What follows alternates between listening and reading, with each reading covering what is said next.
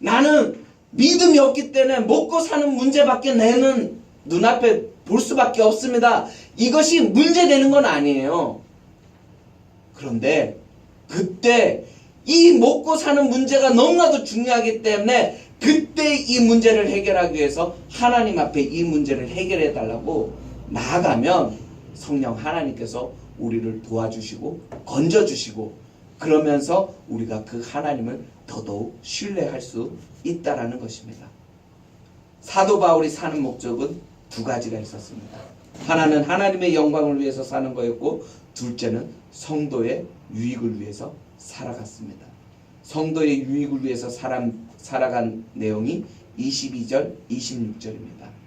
즉 하나님의 영광, 그리스도와 함께 있는 것이 훨씬 좋은 일이어서 나는 지금 확 죽어서 하나님과 함께 있고 싶은 것이 나의 본심이지만 내가 죽지 않고 이렇게 살아있는 것은 다 너희들을 위해 너희들에게 유익이 되기 때문에 내가 죽지 않고 이렇게 살아가고 있다라고 22절, 23절, 24절, 25절에서 이야기를 해주고 있는 것입니다. 그래서 25절, 26절을 보면 먹고 사는 문제를 넘어서 우리들의 삶이 기쁨이 넘치고 풍성케 하기 위해서 우리들의 삶, 우리는 먹는 것만 있으면 돈만 있으면 어느 정도 연봉이 높으면 행복할 거라고 생각하잖아요. 예, 맞아요. 그것을 어느 정도 맞는데 그래서 우리들의 삶을 기쁨이 넘치고 좀 풍성케 하기 위해서 사도 바울은 뭐냐면 내가 너희와 함께 있으면서 이야기를 하는데 그게 이 말이 틀린 말이 아닌데 행복해지려면 어느 정도 연봉이 있어야지 어느 정도 갖춰줘야지 그 말이 맞는데 내가 너에게 하나 더 권면하자면 그리스도의 복음에 합당한 생활을 한번 해봐. 그러면 네가 생각지도 못했던 그 기쁨과 그 행복과 좀 더 풍성한 여유로운 그 삶을 이 복음에 합당한 삶을 살아가는 것을 통해서 얻을 수가 있다라는 것입니다. 삶의 목적을 먹고 사는 것만 두면 그것도 나쁜 것은 아니지만 거기에서 얻을 것도 있지만 그것만 가지고 살게 되면 너에게 충분하게 만족한 삶을 살 수가 없다라는 거야. 거기에도 부족함이 있다라는 거야. 그렇기 때문에 너희들이 진짜 원하는 그 행복하고 풍성하고 여유로운 그러한 삶을 살기 위해서는 복음에 합당한 삶을 살고 하나님 앞에 간구하고 하나님을 의지하면 그리고 살아계신 하나님을 네가 믿고 깨달아지면 하나님이 너희들을 붙들어 주시고 하나님이 지금 나와 함께하고 계시네 나를 붙들어 주시네 이러한 확신이 있으면 그 풍성한 삶을 누릴 수가 있다라는 거예요. 이것을 깨닫게 하기 위해서 내가 죽지 않고 너희들을 위해서 이것을 증거한다라고 사도 바울이 이야기를 해주는 것입니다. 내가 너희들을 위해서 풍성케 하기 위해서 내가 고난오니 복음에 합당한 삶을 살아보라는 겁니다. 그래서 복음에 합당하게 사는 첫 번째 원리는 무엇이냐면 27절입니다. 그럼 어떻게 하면 복음에 합당한 삶을 살 수가 있을까요? 바로 굳게 서서 복음의 신앙을 위해서 협력하라는 거예요. 협력. 복음에 합당한 삶을 살기 위해서는 네 혼자 잘나서는 안 되고 복음의 신앙을 위해서 내가 너에게 붙여준 너의 지체가 있잖아. 그 지체와 함께 협력해서 살아가라는 거예요. 믿음에 굳게 서서. 그리고 여기에서 협력한다는 말은 지금 올림픽 경기하고 있잖아요. 경쟁한다는 거, 싸운다라는 거. 즉 복음을 전하는 사역, 복음에 합당한 삶은 경기하는 운동 경기 금메달을 놓고 지금 경쟁하는 것과 같아서 같은 팀인 남북 단일 팀인 하나가 돼서 서로 협력해야지만 그 일을 이룰 수가 있다라는 것입니다. 그러니까 어려울까요? 쉬울까요? 어렵죠. 나 혼자 되는 게 아니에요. 근데 내가 복음에 합당한 삶을 살면 나 혼자 성경 보고 나 혼자 기도하고 나 혼자 잘하면 되는 것이 아니라 같은 지체, 너희들은 한 팀이야. 서로 신앙을 위해서 내가 묶어줬으니까 서로 의지하고, 누가 힘들해? 같이 좀 가서 울어줘 좀. 누가 좋은 일 있어? 좀 맛있는 거 싸주고 같이 좀 축하해줘. 이러는 겁니다. 이런 거. 그래서 너희가 한 마음 한 뜻으로 연합할 때 이와 같은 삶을 살 수가 있다. 이것이 첫 번째 원리입니다. 두 번째 원리는 무엇이냐면, 복음을 따라서 사는 사람은 대적자를 두려워하지 말라, 무서워하지 말라라는 거예요. 28절입니다. 왜 무서워해서는 안 되느냐? 복음에 합당한 삶을 살기로 하는 사람은, 그 사람은 대적자들, 네 앞에 놓여 있는 장애물들, 네가 안 될 것 같은 그 환경을 어떻게 해요? 두려워하지 말라라는 거죠. 왜냐하면 대적자들의 끝은 안 좋기 때문에, 즉 그리스도의 날에 그러한 것들은 멸망하기 때문에 그렇습니다. 하나님이 하나님의 일을 하시면 어떻게 보이실까요?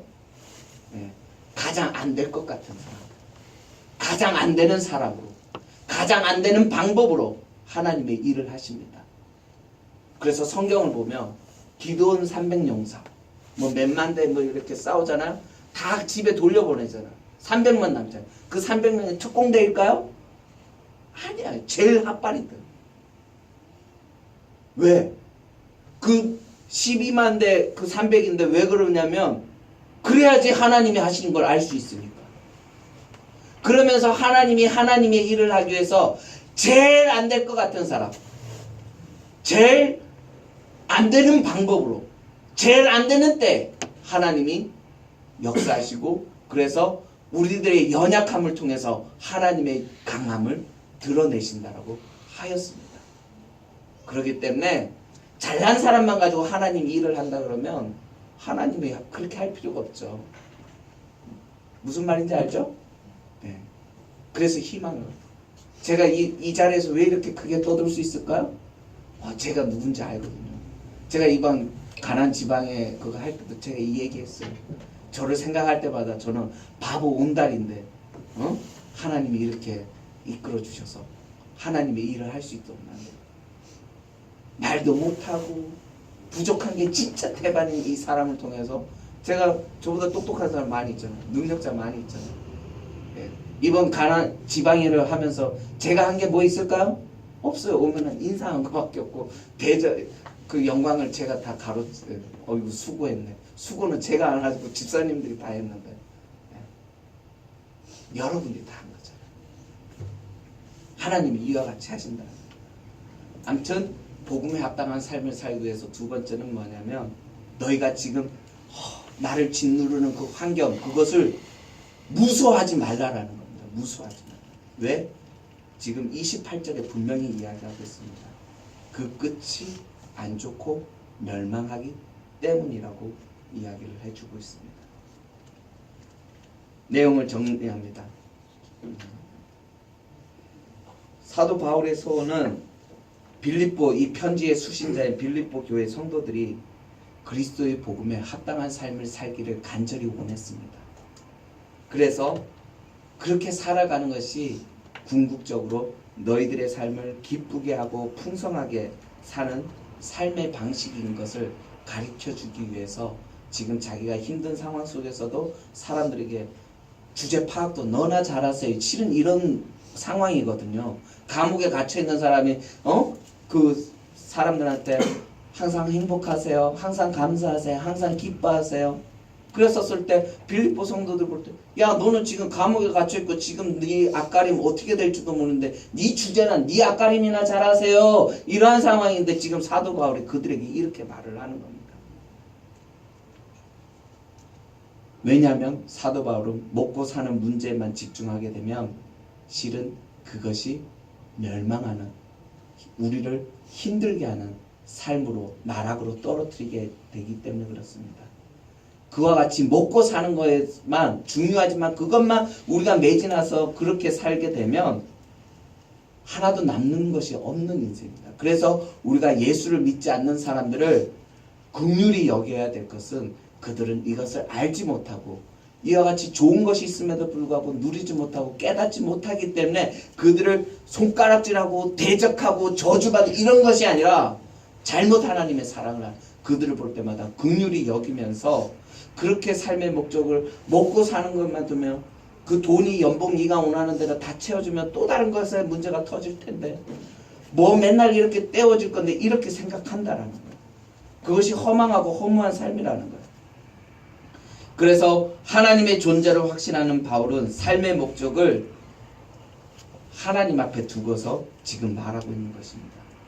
너희들의 생각대로 하나님이 인간이 만들어낸 종교라면 너희가 먹고 사는 것을 삶의 목적으로 가지고서 그렇게 살아도 무방하지만 너가 정말로 하나님이 실제로 존재하는 창조주 하나님이 맞다라는 것을 인식한다라면 그런 먹고 사는 그 문제에만 매달릴 것이 아니라 구원받는 삶에 하나님과 동행하는 삶에 더 삶의 가치를 두고 복음에 합당한 삶을 살으라고 이야기를 합니다.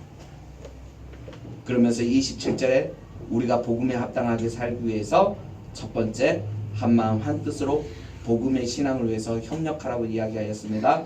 두 번째로는 이러한 복음의 신앙을 위해서 협력할 때 기억해야 될 것은 너희들 앞에 난관과 어려운 대적자들이 나타날 터인데 그들을 두려워해서는 안 된다라고 말해주고 있습니다.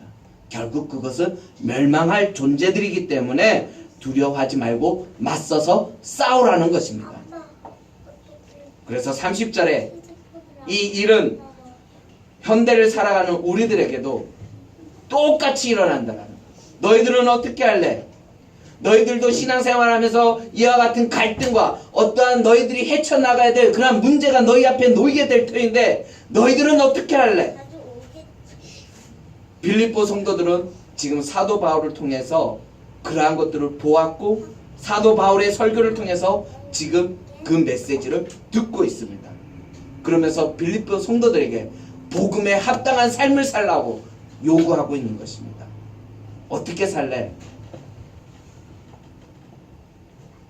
세상살이 자체가 치열한 전쟁터이고 생존 게임입니다. 그러나 우리가 착각하지 말아야 할 것은 이 생존 게임이 살아남는 게임이 아니라 어떻게 살 것인지에 대한 게임 방식입니다. 살아남으면 끝나는 것이 아니라 그게 전부가 아니라는. 근데 우리는 어떻게 해서 살아남으려고 하죠. 그런데 이 생존 게임은 살아남는 게 포인트가 있는 것이 아니라 어떻게 살아갈래? 거기에 어떻게 더 강조점이 있다라는 것입니다. 내가 더 많이 누리고 더 풍성하게 더 기쁘게 살기 위해서 남들을 짓밟고 남들의 것을 빼앗는 것에 있는 것이 아니라 내가 좀 더 행복하고 내가 좀 더 기쁘게 살기 위해서 서로 협력하고 도와주면서 더불어 살아가는 그러한 풍성하고 여유로운 주의 백성들 되시기를 간절히 소망하고 축원드립니다. 복음에 합당한 삶 자체가 어려운 것이 아닙니다. 그냥 이렇게 사는 것이 두려워서 사단이 쳐놓은 그러한 수많은 장애물들을 헤쳐나가야 하는 것이 우리에겐 버겁고 그것이 어려운 것입니다. 그러므로 복음에 합당한 생활을 하려고 할 때 눈앞에 있는 하나님을 원망하며 튕겨져 나아갈 수 있는 그러한 환경과 상황에 처하게 되거든 서로 한 마음으로 서로 격려하고 협력하여서 그리스도가 여전히 살아계심을 역사하고 계심을 확신시켜주고 서로 북돋아 주어야 하겠습니다. 그것이 그리스도를 위해 복음에 합당한 삶을 살아가는 방편입니다. 우리 찬송가 298장 찬양하면서 다시 한번 말씀을 생각하도록 하겠습니다. 우리가 삶의 목적을 복음에 합당한 삶, 이와 같은 삶 사시기 바랍니다.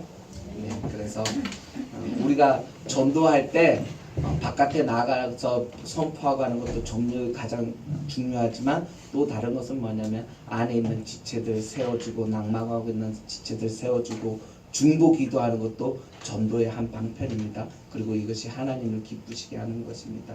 우리 찬송가 298장 우리 속죄하신 구세주 선언하도록 하겠습니다.